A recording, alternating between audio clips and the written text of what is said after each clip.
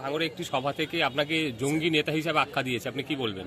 দেখুন, শওকত মোল্লা সাহেব আমার সম্পর্কে ইতিপূর্বে অবাঞ্ছিত মন্তব্য করেছে, তার জবাব কিন্তু আমি কোর্টের মাধ্যমে নিচ্ছি। মামলা চলছে, তাকে কোর্টে টেনে হাজির করেছি।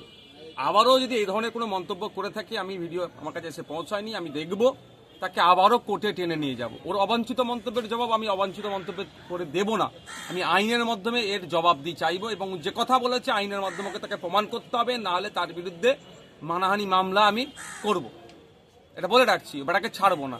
আর যদি আমি অনৈতিক দেশবিরোধী কার্যকলাপের সাথে যুক্ত থাকি, আমাকে স্পিকার স্যার এখনো কেন অ্যাসেম্বলিতে অ্যাক্সেস দিচ্ছে, কেন আমাকে রেস্ট্রিকেট সেখানে করছে না, সেখান থেকে কেন আমাকে বহিষ্কার করছে না?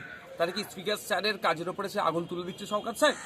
না রাজ্যের মুখ্যমন্ত্রী তথা স্বরাষ্ট্রমন্ত্রী, পুলিশ মন্ত্রী কেন আমার বিরুদ্ধে ব্যবস্থা গ্রহণ করছে না? তা আমি শুনেছিলাম শওকত সাহেবের সাথে তিনি অভিষেক ব্যানার্জির লবি, তাহলে এই যে মমতা ব্যানার্জি অভিষেক ব্যানার্জি একটা লবি চলছে শুনছি যেটা, তাহলে কি শওকত সাহেব এটা বকলমে প্রমাণ করাতে চাইছেন বা বলতে চাইছেন মুখ্যমন্ত্রী অপদার্থ, অপারক, তিনি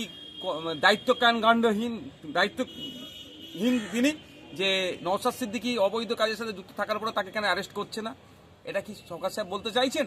মাননীয়াও এটা দেখুক, আর আমি আমার মতো আইনি লড়াই করব, শওকত সাহেবকে আইনের মাধ্যমে বুঝে নেব। এর লড়াই এই যে লাফালাফি করছে, অবাঞ্ছিত মন্তব্যের জবাব বন্ধ করব আমি আইনের মাধ্যমে।